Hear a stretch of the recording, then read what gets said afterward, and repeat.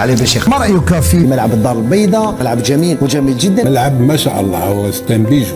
تخيلوا كيف ينقلب المشهد بين ليلة وضحاها، كيف انتقل الإعلام الجزائري من الاستهزاء بالملاعب المغربية إلى الانبهار بجمالها وروعتها، كيف تحولت عبارات فوتوشوب وخداع بصري إلى شهادات صريحة تشبه ملاعب المغرب بسان سيرو وملاعب إنجلترا وإسبانيا، وكيف وجد الصحفيون أنفسهم لأول مرة يطرحون سؤالا مؤلما: لماذا يتقدم المغرب بينما نحن نتراجع؟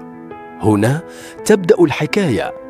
الصور التي شاهدناها، أعطينا صور نشاهدوها تجعل الرجل أو المواطن المغربي يفتخر، والله كأنك في أوروبا، كأنك في سانسيرو، ولا كأنك تشاهد مباريات في انجلترا ولا في اسبانيا. صور جميلة، ملعب جميل، اللي يروح للملعب على الأقل تمتع بالأجواء داخل المدرجات. في هذا الملعب المغربي ملاعب يعني صراحة كي تشوف صور مثل هذه، هل ما نغيروش على روحنا ونقولوا لماذا المغرب يتقدم والجزائر ترجع للوراء؟ كفانا يعني بين قوسين، سمحوا لي العبارة، نطلعوا في فرق ما عندها لا ملعب، يعني وقالها واحد الوقت، احنا قلناها في البلاطو والناس زعفت. شوف الصور هذه، صور مثل هذه تجعل أي مغربي يفتخر. الناس كامل كانت تتكلم على هذه الصور الجميلة اللي شاهدناها، صح، صور جميلة تجعلنا نشهر.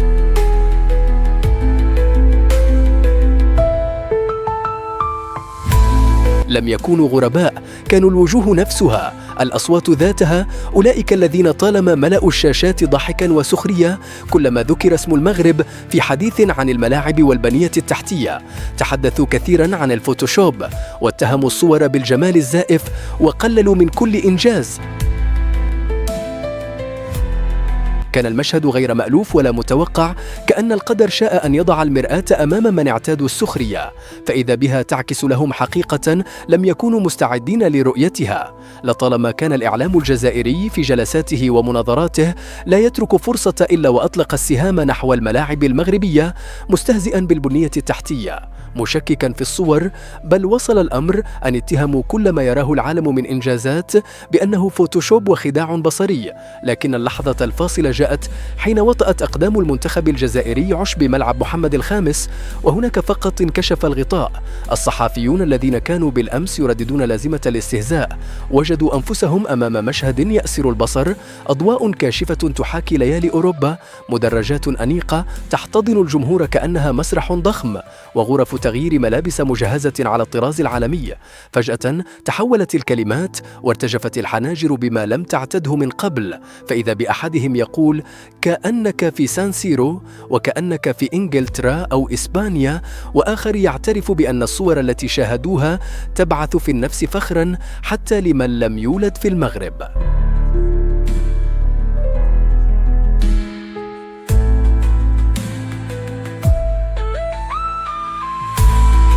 في تلك الليلة حين حطت أقدامهم في قلب ملعب محمد الخامس لم تكن مجرد زيارة مهنية، بل كانت صدمة الحقيقة التي لا يمكن التهرب منها ولا تغطيتها بعبارات الكبرياء الزائف. أعينهم التمعت، كلماتهم ارتبكت، بعضهم صمت طويلا قبل أن يتكلم، وحين نطقوا كان الصدق هو من يختار الكلمات. لقد تغير كل شيء في لحظة، لم تعد المقارنة بين بلدين بل بين فلسفتين، واحدة تبني وتصمت وأخرى تتكلم كثيرا ولا تفعل شيئا.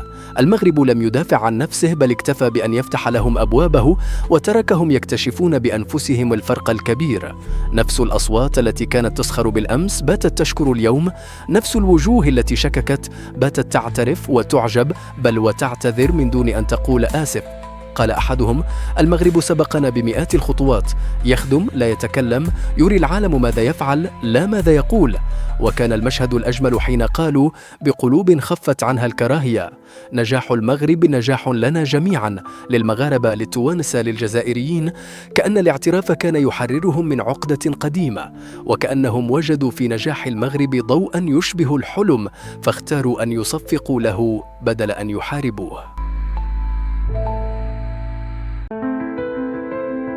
لم يكن الكلام عن مدرجات جميلة فقط ولا عن أرضية ملعب خضراء، بل عن كرامة رياضية، عن احترام للمواطن، عن مشروع دولة تفكر لأجيال لا لحكومات. المغرب لا يستعرض بل يشتغل، لا يتباهى بل ينجز، وها هو اليوم يخطو بثبات نحو كأس إفريقيا 2025 ويضع أساسات قوية لكأس العالم 2030، لا ببهرجة إعلامية بل بخطة واضحة وبرؤية ملك وشعب يسيران معا. الجميل في كل هذا أن المغرب لم يحتقر أحدا، لم يرد على السخرية بمثلها، لم يرفع صوته، فقط عمل، ثم دعاهم ليروا بأعينهم، وحين رأوا خجلوا من ضحكاتهم القديمة. وهكذا انقلب المشهد، الذين كانوا يضحكون صاروا يصفقون، والذين شككوا صاروا يفتخرون، والمغرب لم يتغير فقد تقدم.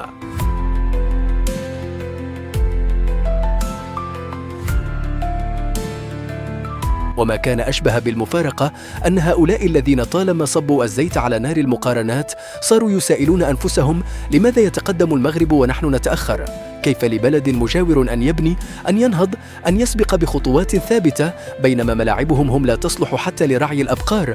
كانوا يتحدثون بحرقة عن مقاعد متهالكة، أرضيات موحلة، مرافق غير صالحة، وإدارة غارقة في العشوائية. هناك فقط سقطت الأقنعة وتحول الحديث من التهكم إلى الغيرة ومن السخرية إلى الحسرة. كلماتهم كانت تحمل خليطا من الانبهار والمرارة، وكأنهم لأول مرة يكتشفون حجم الهوة. اعترفوا بأن المغرب لم يعد يتحدث كثيرا بل ينجز بصمت، ويترك الصور تحكي، المشاريع تتحدث، والجماهير تشهد. وأمام هذا الواقع لم يعد بمقدورهم سوى أن يقولوا: برافو، يعطيكم الصحة. لقد صار النجاح المغربي مرآة تعكس إخفاقاتهم هم، وصار التفوق المغربي علامة بارزة على خريطة القارة.